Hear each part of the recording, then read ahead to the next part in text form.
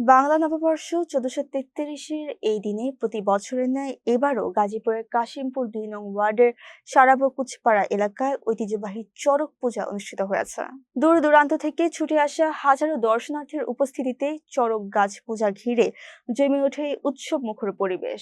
অনুষ্ঠানে প্রধান অতিথি ছিলেন মেহনাজ সরকার শিল্পী। এ সময় উপস্থিত ছিলেন কাশিমপুর থানা বিএনপির সাংগঠনিক সম্পাদক আনোয়ার হোসেন মৃধা ও কাশিমপুর থানা যুবদলের সদস্য সচিব KM হাফিজুর রহমান রাজু সহ স্থানীয় নেতৃবৃন্দ। নববাসীর প্রতি আমাদের এই বার্তা, আমরা সবাই যেন মিলেমিশে এইসব যে বাৎসরিক অনুষ্ঠানগুলো এগুলা করবে ইনশাল্লাহ। সবাই মিলেমিশে দেশের যে উন্নয়ন এবং দেশের যে কৃষ্টি কালচার যে সব সাংস্কৃতিক অনুষ্ঠানগুলা এগুলা আমরা সবাই মিলেমিশে করব এবং সুন্দরভাবে সবাই সমাজে চলাফেরা যেভাবে করতে পারে সেই আশা আমি ব্যক্ত করি। ইনশাল্লাহ সবাই মিলেমিশে থাকবে।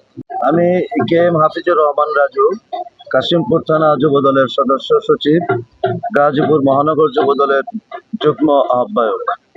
আজকে বাংলা শুভ নববর্ষ উপলক্ষে ৪ নং ওয়ার্ড কর্তৃক আয়োজিত আজকের এই বর্ষবরণ অনুষ্ঠানে এসে আমার অনেক ভালো লাগছে। সবচেয়ে বড় কথা হলো যে আমরা বাঙালি, আমাদের বাঙালি কৃষ্টি কালচার ধরে রাখতে হবে, পুরনো ঐতিহ্য ধরে রাখতে হবে। আপনারা সকলেই জানেন যে দেশে গণতন্ত্র ফিরে আসছে।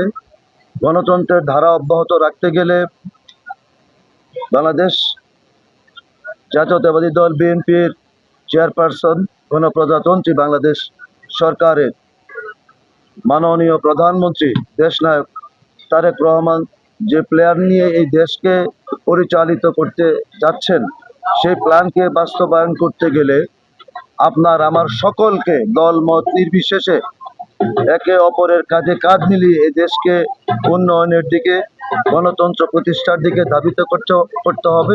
বসবাস করছে, আমরা তাদেরকে সহযোগিতা দিয়ে যাচ্ছি। আমাদের পূর্বপুরুষরা তাদেরকে সহযোগিতা দিচ্ছে। আমরা বিশ্বাস করি আমার প্রিয় নেতা গাজীপুর মহানগর বিএনপি সংগ্রামী সভাপতি নন্দিত জননেতা গাজীপুর সিটি কর্পোরেশন সরকার এই সম্প্রদায়কে বিভিন্নভাবে আর্থিক সহযোগিতা দিয়ে থাকেন। আমাদের মাধ্যমে আমরা সবসময় পাশে আছি। আজকের এই শুভ নববর্ষের দিনে আমি বাংলার মানুষের একটি